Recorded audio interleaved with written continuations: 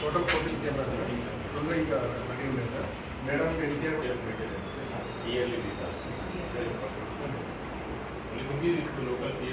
So Jammikunta town police primary commissionerate inspection జరుగుతుంది and preventive activities మేము తీసుకుంటున్నాం, అది కూడా వెరిఫై చేస్తున్నాం.